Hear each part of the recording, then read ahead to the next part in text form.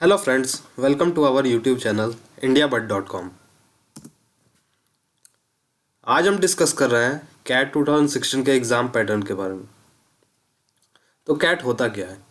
Cat का full form होता है कॉमन एप्टीट्यूड टेस्ट, और ये एग्ज़ाम होता इसलिए है ताकि जो इंडिया के टॉप रैंक्ड MBA इंस्टीट्यूट्स हैं जो कि IIMs होते हैं उसमें एडमिशन प्रोसेस के लिए आगे भी इंटरव्यूज़ होते हैं, रिटन एबिलिटी टेस्ट होते हैं, पर बेस सबसे पहला जो प्रोसीजर है वो है कैट। तो वो कैट एग्ज़ाम इसीलिए होता है। चलिए आगे देखते हैं कि कैट 2016 का एग्ज़ाम पैटर्न क्या होगा।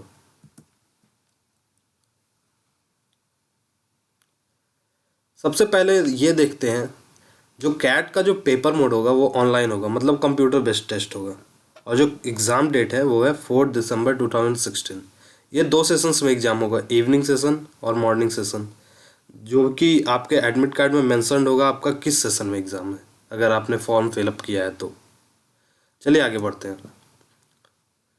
अब आगे ये देखते हैं कि मार्क्स डिस्ट्रीब्यूशन क्या होगा कैट 2016 में। तो टोटल 3 सेक्शंस होंगे। पहला सेक्शन क्वांटिटेटिव एबिलिटी, जो मैक्सिमम मार्क्स स्कोर किए जा सकते हैं इस सेक्शन में वो है 102। जो टोटल क्वेश्चंस पूछे जाएंगे वो होंगे 34। ड्यूरेशन जो मिलेगा वो 1 आवर मिलेगा, और जो PWD कैंडिडेट्स हैं उन्हें 1 आवर एंड 20 मिनट्स मिलेगा। सेकंड सेक्शन जो है वो है verbal ability and reading comprehension का। इसमें जो मैक्सिमम मार्क्स स्कोर किए जा सकते हैं वो भी होंगे 102। जो टोटल नंबर ऑफ क्वेश्चंस होंगे वो होंगे 34, और टोटल ड्यूरेशन जो मिलेगा वो 1 आवर मिलेगा, और जो PWD कैंडिडेट्स हैं उन्हें 1 आवर एंड 20 मिनट्स मिलेगा। थर्ड सेक्शन है data interpretation and logical reasoning का, जिसमें मैक्सिमम मार्क्स जो स्कोर किए जा सकते हैं वो होंगे 96। जो टोटल क्वेश्चंस पूछे जाएंगे वो होंगे 32। तो टोटल ड्यूरेशन इसमें भी 1 आवर मिलेगा, और PWD कैंडिडेट्स के लिए 1 आवर एंड 20 मिनट्स। तो इसको सम अप किया जाए तो टोटल 300 मार्क्स का पेपर होगा, जिसमें 100 क्वेश्चंस पूछे जाएंगे। टोटल आपको 3 आवर मिलेंगे, और अगर आप PWD कैंडिडेट हैं तो आपको मिलेंगे 4 आवर, 1 घंटे ज़्यादा।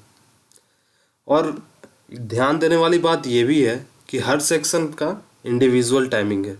आप किसी दूसरे सेक्शन में आप रोल बैक नहीं कर सकते हैं। अगर आपने एक सेक्शन का एग्ज़ाम दे दिया तो ऐसा नहीं है कि फिर दूसरे में आप जब आ गए तो फिर पहला सेक्शन में फिर जा सकते हैं। 1 घंटे आपको मिलेंगे, 1 घंटे में आपको उसमें से क्वेश्चन सॉल्व करने हैं, दूसरे में आप नहीं जा सकते हैं। जब 1 आवर आपका ख़त्म हो जाएगा तो ऑटोमेटिकली दूसरे सेक्शन में आप चले जाएंगे, और दूसरा आवर ख़त्म हो गया तो आप तीसरे सेक्शन में ऑटोमेटिकली चले जाएंगे। ऐसे आपका 3 आवर का एग्ज़ाम होगा। आप पिछले सेक्शन में नहीं जा सकते, आप अगले सेक्शन में नहीं जा सकते। हाँ, उस सेक्शन में जो भी मौजूद क्वेश्चन है उसको कभी कोई, मान लीजिए आपको फर्स्ट के बाद अगर 5th क्वेश्चन सॉल्व करना है तो वैसे सॉल्व कर सकते हैं। चलिए आगे बढ़ते हैं। अब देखते हैं पहले सेक्शन के बारे में, जो कि है क्वांटिटेटिव एबिलिटी का सेक्शन। तो एग्ज़ाम पैटर्न क्या है इसका? टोटल क्वेश्चन जो पूछे जाएंगे वो होंगे 34। मैक्सिमम मार्क्स जो स्कोर किए जा सकते हैं वो होंगे 102। अगर आपने एक सही आंसर दिया तो आपको मिलेंगे +3 मार्क्स। अगर आपने एक गलत आंसर दिया तो MCQ क्वेश्चंस के लिए आपको -1 मार्क्स मिलेंगे। अगर नॉन MCQ क्वेश्चन है तो आपको मिलेंगे 0 मार्क्स। टाइम इसमें जो मिलेगा वो आपको मिलेगा 1 आवर का, और PWD कैंडिडेट्स के लिए 1 आवर एंड 20 मिनट्स।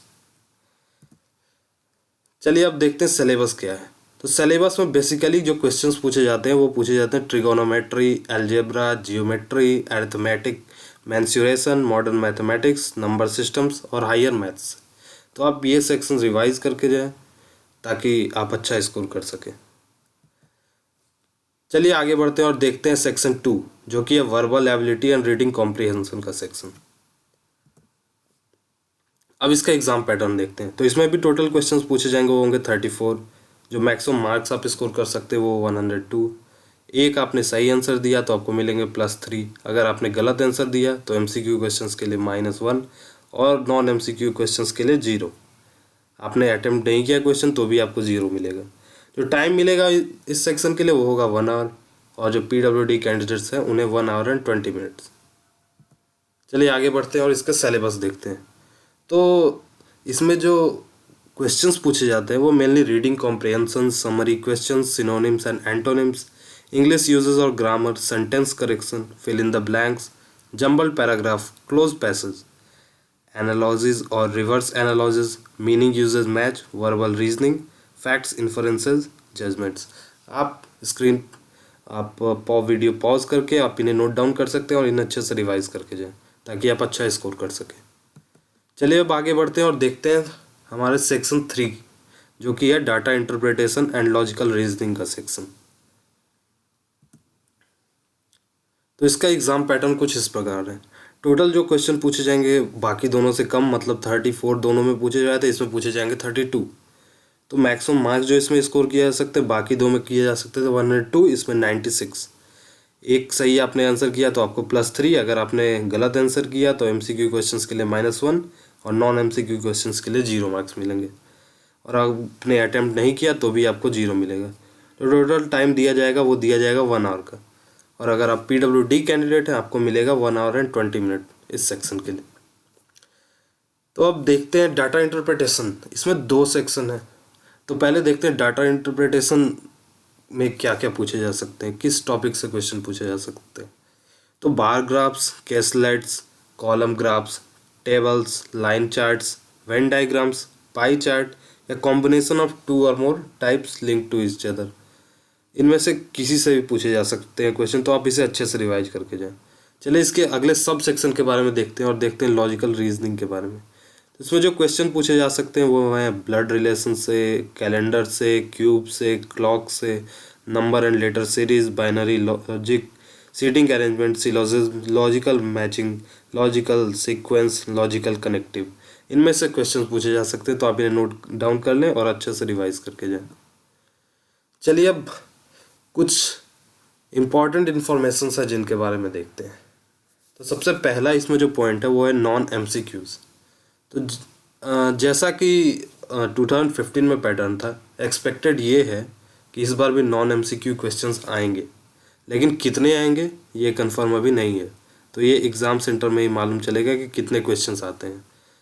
लेकिन ये है इसमें बात कि इसमें अगर आपने गलत आंसर दिया नॉन MCQ क्वेश्चंस में तो आपको मिलेंगे 0 मार्क्स। ऐसा नहीं होगा कि आपको -1 मिल जाए। चलिए अगला देखते हैं, वो है यूज़ ऑफ कैलकुलेटर।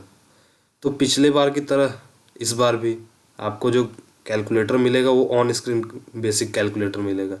ऐसा नहीं आप कर सकते हैं कि आप अपना खुद का साइंटिफिक कैलकुलेटर एग्ज़ाम सेंटर में लेके चले। नंबर ऑफ क्वेश्चंस, अब जैसा कि नोटिफिकेशन में दिया है कि मार्किंग स्कीम जो दिया गया है उसमें ये क्लियर नहीं है कि कितने क्वेश्चंस किस टॉपिक से पूछे जाएंगे, किस सेक्शन से पूछे जाएंगे। लेकिन एक्सपेक्टेशन यही है कि जैसा पिछले बार पैटर्न था सेम पैटर्न इस बार फॉलो होगा। तो जो जैसा आपको पहले टेबल्स में दिखाया गया है वैसे ही क्वेश्चंस पूछे जा सकते हैं उन्हीं टॉपिक्स से, उन्हीं मतलब 34 क्वेश्चन, 34 और 32। जो अगला पॉइंट है वो मार्किंग स्कीम। तो मार्किंग स्कीम कुछ इसी प्रकार रहेगा कि अगर आपने सही आंसर दिया तो आपको 3 मार्क्स मिलेंगे, मतलब एक क्वेश्चन कैरी करता है 3 मार्क। और अगर आपने गलत आंसर दिया तो आपको मिलेंगे -1। और नॉन MCQ क्वेश्चंस के लिए आपको 0 मिलेंगे। और आपने अगर क्वेश्चन अटेम्प्ट नहीं किया तो भी आपको 0 मार्क्स मिलेंगे। तो हमारी टीम indiabud.com की तरफ से आपको ऑल द बेस्ट एग्ज़ाम के लिए। आप अच्छे से स्कोर करें और किसी अच्छे IIM में सेलेक्ट हो जाए। वीडियो देखने के लिए थैंक यू वेरी मच। ज़्यादा डिटेल्स के लिए हमारे वेबसाइट indiabud.com पे भी जा सकते हैं। और हाँ, इस वीडियो को लाइक ज़रूर करें, कमेंट्स दें और सबसे अच्छी बात ये होगी कि आप इसे सब्सक्राइब करें और शेयर भी करें इस वीडियो को ताकि ये दूसरे लोगों तक भी पहुँचे। Thank you very much.